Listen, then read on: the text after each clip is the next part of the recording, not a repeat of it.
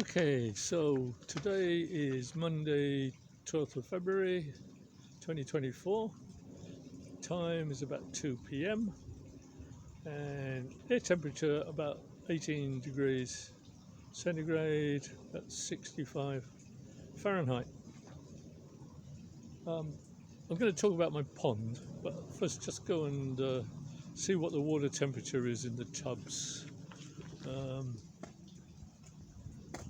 So the thermometer is kept, the thermometer in this one, which is where the white madaka are. Let's see what it says. Where is it?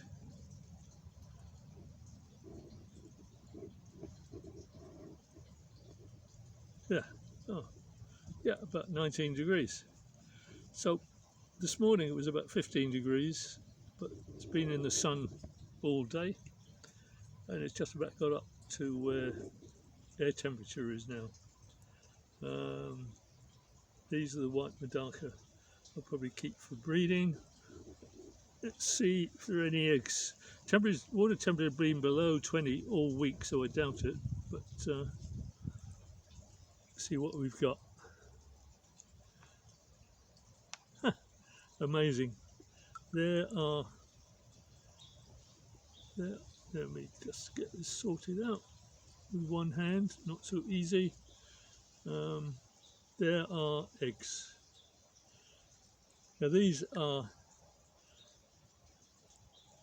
the toughest madaka I've got, and even at temperatures below 20 degrees, it's been at night time, it's gone down maybe below 15 degrees centigrade, and yet they're still producing eggs. Quite amazing. I mean, I'm sure none of the other madaka I've got are doing that. So they're a very good strain of just ordinary white madaka. They're tough, they're productive, they're happy, and healthy. So that's good. Okay, now because temperatures have been low, I was going to transfer most of the madaka in these tubs to the pond after I'd sorted them, to sort out the breeding pairs. Now here are, for example, a whole lot of ones I haven't sorted out yet. So there aren't many in the pond, but never mind. I'll go and have a look and show you what there is there. Okay, so this is the pond. It's not very big, quite small, and not very spectacular, but it's okay, I think, for keeping quite a lot of madaka in. Previously it was an ornamental pond. Move back a bit. Let's sit down. Yeah, there we are. So previously it was an ornamental pond. Lots of plants, but now I'm 80 years old. It's I can't bend down for long enough to keep it tidy, sort out the plants. So I've cleared everything out, a whole lot. There's 2 or 3 miniature water lilies in there, and there are 2 areas just floating water lettuce and salvinia, which I've kept in a controlled area by floating small diameter pipes that I've bent into a shape, and just keep them in those areas. The madaka like to have an open water environment, so if I didn't have these floating pipes contained in those areas or retained in those areas, then they'd cover the whole pond surface, and the madaka wouldn't have a good place to swim. They're really enjoying the sun today. They say they're not many, there's probably about 50. Because it was cold last night, there might be some which are still staying somewhere near the bottom because their metabolism is low. But you can see some. And there are 5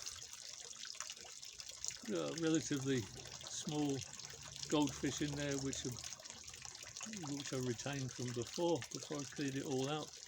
At the moment they are, I think it's springtime, they're chasing a female and probably thinking about producing eggs and breeding. I experimented to see whether goldfish this size would eat medaka, and they don't even chase them, they just coexist happily side by side. I was surprised really. I thought the goldfish might chase them.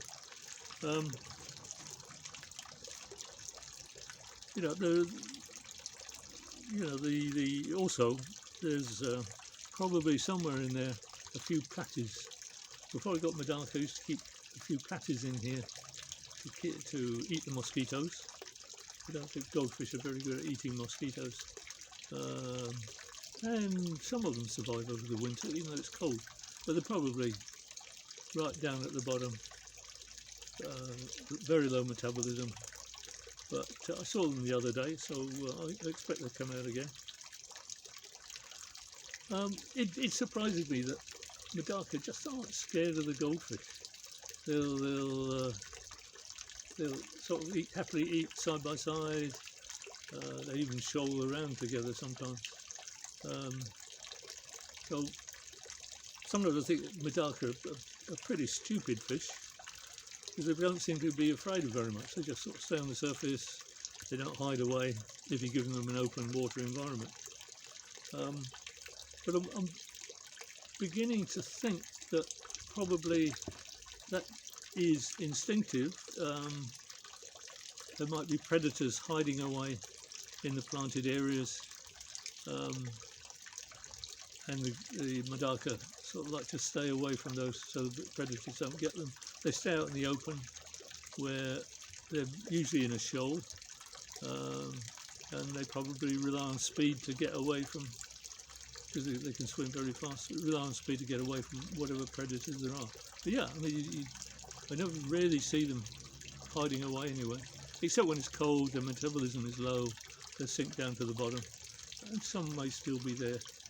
They're beginning to get lively now in the sun. Yeah, those goldfish really are moving around. As I say, I think it's breeding season.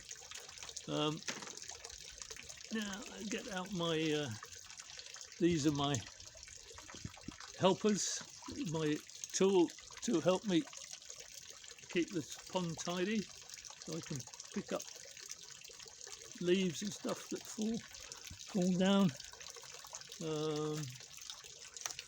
Let's see if I can reach that one over there. Yeah. Okay. So they try and they help me try and keep it reasonably tidy without having to bend down too far.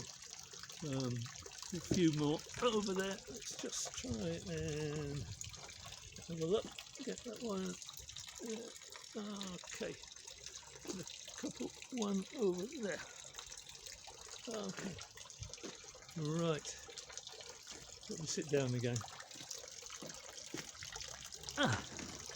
Yeah, the pond looks a bit utilitarian, looks a bit bare. So it's not an ornamental pond anymore, really. There are rocks along the back where lots of ferns grow. I cut them back when I cleared out the pond. They're starting to grow again, so they get quite big. They overhang the pond, and it will look not quite so bare. I'm really happy with keeping these two areas of floating plants in those, confined in those two areas. The open water environment is really good for medaka. They seem really happy there.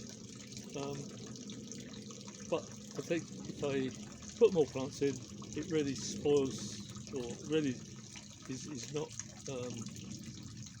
good if I want to have it as a medaka pond. The whole idea of a medaka pond is having this open water area for the madaka shoal to gather in. They usually gather just over there, where the shallow area is, and but they'll move around the pond looking for food. But yeah, all the goldfish going again. Ah, yeah. Now it's not very, doesn't look too good because I've got this net over the pond. I'll have to have that. I've had herons in the past, sort of standing in the pond, eating the fish. I don't mind losing one or two fish, but herons tend to eat the whole lot. So, so I've had a net on there for quite a few years now. And also, sometimes a year I got a lot of dragonflies, which are beautiful to look at, but they lay eggs in there, and you can get so many dragonfly nymphs which eat small fish. I reckon that a large dragonfly, and these dragonfly nymphs can take several months, maybe a couple of months to grow before they emerge out of the water into dragonflies.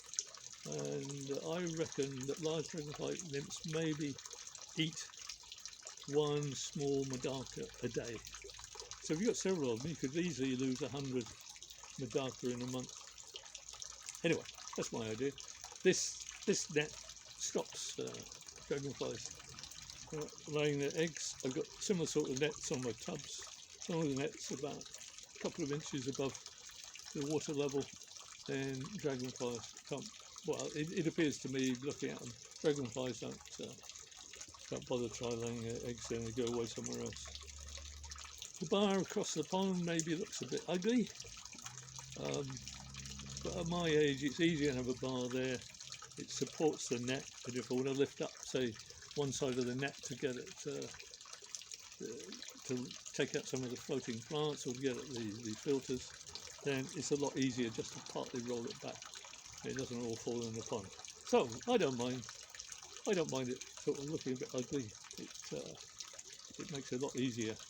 If I don't sort of set up the pond to be easy to maintain there, then I wouldn't be able to have it. Now, the pond is about 1,000 litres. As I say, it's quite small. It is small. 1,000 litres, about 250 gallons. Previously, I used to have a trickle filter over on the other corner, and it was fed by a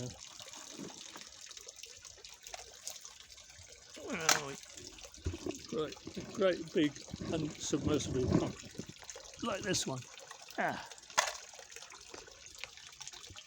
which pumps about 1,000 litres an hour, so it's supposed to get an hourly turnover, or a turnover of water supply in 1 hour, which I think when I built the pond that was what was suggested, but the water flow is far too great, and I've spent a lot of time trying to throttle it back, but it's not so easy to do. And particularly if I've got madaka, then no, I don't want that sort of water current within the pond. And also it's mainly electricity. It's been there over 20 years, so it's still working, but I'm really not, I'm really happy if I don't have mains electricity in the water of the pond. So I changed the water system. Now over here I have a couple of large, you can maybe see them, a couple of large sponge filters. Take one out and show you if we can.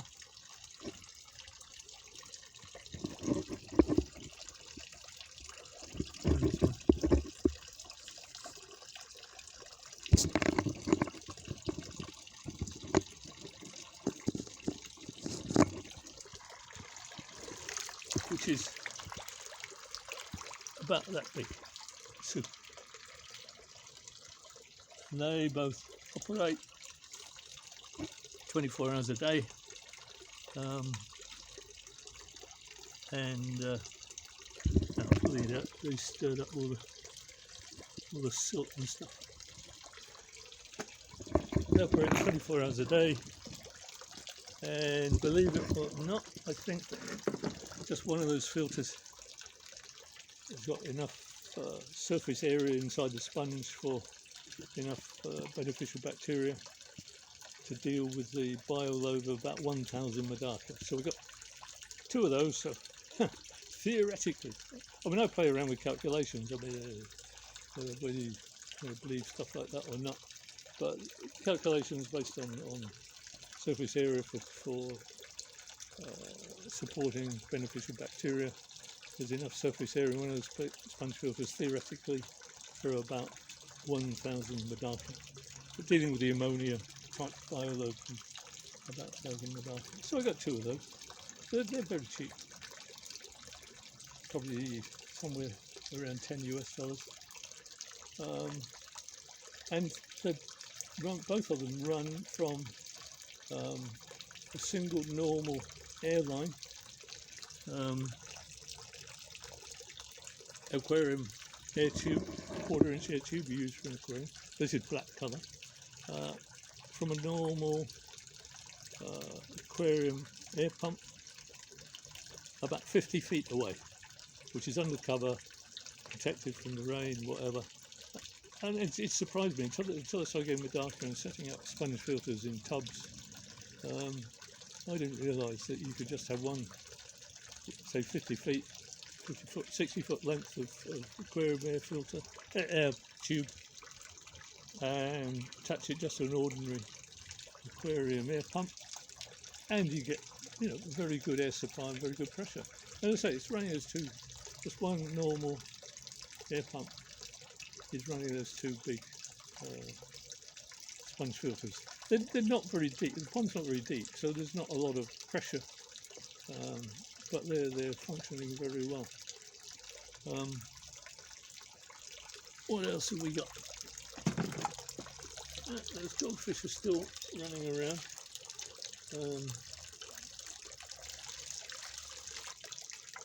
It's as I say, doing that calculation, those sponge filters are enough. But I've also got this trickling filter here, trickle filter. And this is run in that amount of water. It does about maybe 250 litres an hour, which is quite good. And that is run by a small 12-volt pump like that. As I say, do maybe 250, and runs on 12 volts, and that's enough to produce that. I mean, it's if I wanted to if I didn't have the sponge filters, I might sort of have 2 of these just to produce the greater flow through this trickle filter. But I don't really rely on trickle filter for dealing with the bioload in the pond. It does, obviously it helps. And inside the trickle filter, mainly the media, these pot scrubbers. These probably are the best value for money filter media you can get. They've got excellent surface area qualities for beneficial bacteria, and I just buy a whole lot of them and put them in here. But also in here, I use this for these. I like to have a sponge filter in my tubs. Now at the moment I've only got about 6-7 tubs operating, so the spare sponge filters are put in here. They maintain bacteria within them going through here, and if I start a new tub, then I take one of these sponges, fix it up on its sponge filter tubing, and away it goes. It's already got bacteria. Maybe not a lot of beneficial bacteria, but still quite a lot. So I store those in there, and also I had a big bag of very cheap of these ceramic rings. They're not very good filter media, but they're there. I keep these in here. Now again, if I set up a new tub where I can't get an airline there for a sponge filter, these already got beneficial bacteria in them. They're already ready to go for dealing with any bioload. And I just put one of these in a new tub, and you can put fish in straight away. Maybe not so many. It depends on the size of the tub, but I just put one of these in. So they stay in there, and they're in store until I open a new tub. And I also have these rings. I just thread on a big plastic zip tie, like a bracelet or a necklace. And if I set up a small container for fry, newly hatched fry, then I put in one of these to deal with the bioload. As I say, they've already got beneficial bacteria on them. They at least help deal with the bioload from the fry, and they're easy just to transport. And then I just put them back if I don't need them anymore. If I finish using that container, I just put them back in here, just to keep the beneficial bacteria working.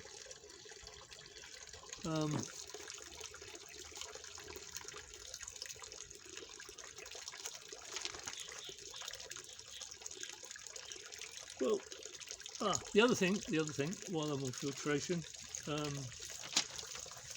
is down there. I don't know where you can see it. There are a lot of tree roots which have been growing down inside the pond for a long time. They, I think, help use all the nitrates up in the water, give a place for the fish to hide. You can see where the tree roots go down there, and there's some which are beginning, the aerial roots which are beginning to grow, and I'll train those into the water as well. So they help deal with the filtration, if you like, form part of the filtration system. So that's about it. When I think weather's going to be warmer next week, and we'll go back to sorting the fish in the tubs, the medaka in the tubs, and put some more in here. Meanwhile, the goldfish seem to be very, very active, probably breeding. I assume no eggs are going to survive. Before they would have lay eggs, and some would hatch out when there were plants, but I doubt whether the eggs are going to hatch here. Now it's all been cleared out. Okay, that's about it. Good.